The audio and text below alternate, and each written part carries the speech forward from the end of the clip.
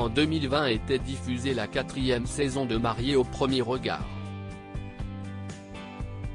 À l'époque, les téléspectateurs suivaient notamment l'aventure de Mélodie, alors compatible à 74% avec Adrien, un conseiller financier. S'il s'était dit oui, la Lyonnaise a rapidement montré qu'elle avait bien du mal à lui accorder sa confiance et établir une véritable complicité. Sans grande surprise donc, lors du bilan face aux experts de l'émission, Estelle Dossin et Pascal de Souterre, le couple avait partagé sa décision de divorcer. L'expérience n'aura donc pas été concluante pour Mélodie mais, 4 mois après le tournage, elle annonçait pourtant avoir trouvé l'amour.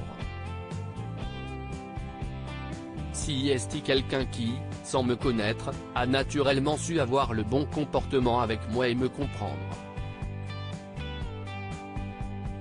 Je me suis surprise à m'ouvrir assez rapidement à lui.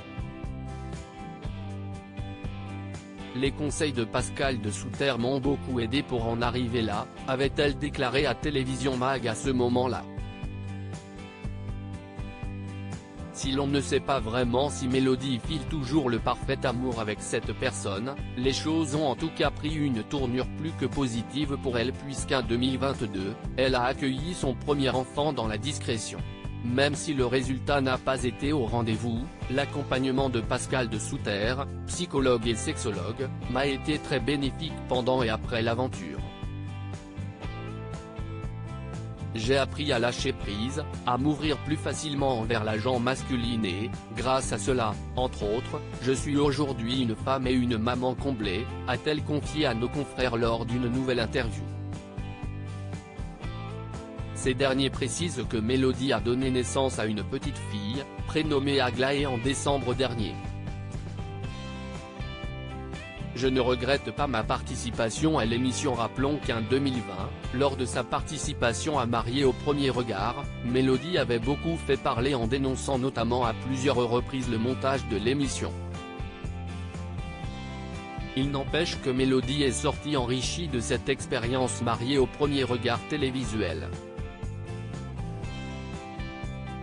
Malgré ma déception vis-à-vis de la production et du montage de mon expérience, je ne regrette pas ma participation à l'émission.